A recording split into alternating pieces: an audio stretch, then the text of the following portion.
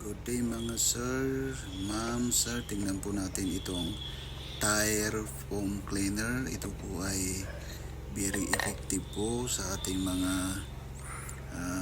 gulong po ng ating mga sasakyan. Kahit anong pong klaseng sasakyan, motor man po yan. And then bicycle, truck, kahit ano pong klase ng gulong. Pwede po itong tile cleaner. Tingnan nyo po ang dumi po ng gulong po ng sasakyan.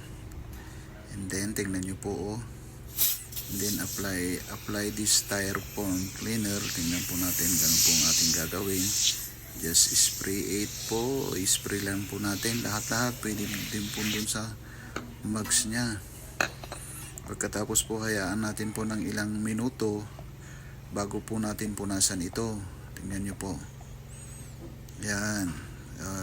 Siya po ay parang nagmo-moist po siya na bumula-bula, na matatanggal po yung mga rumi-rumi niya na kumapit.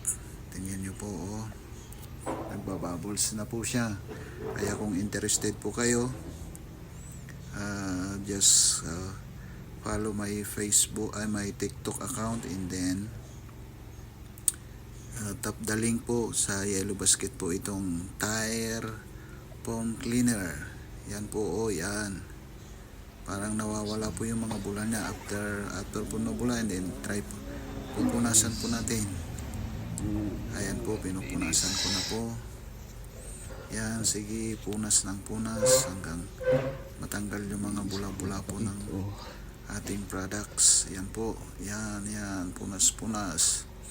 Sige, punas pa ng punas. Ayan po, punas po ng punas. Pagkatapos po mapunasan, tingnan po natin ang kanyang result. Pag napunasan po natin lahat, yan po ang kintab, ang linis po. Hindi po katulad ng mga ibang ating mga ginagamit. Kung minsan hindi masyado, pero pag ito po ang ating gagamitin, tignan nyo po, sulit talaga po. Ito po ay maganda at kikintab. Yan, parang bago na ulit ang ating gulong, mga kapatid. Kaya tap the link, tire foam cleaner. Thank you for watching.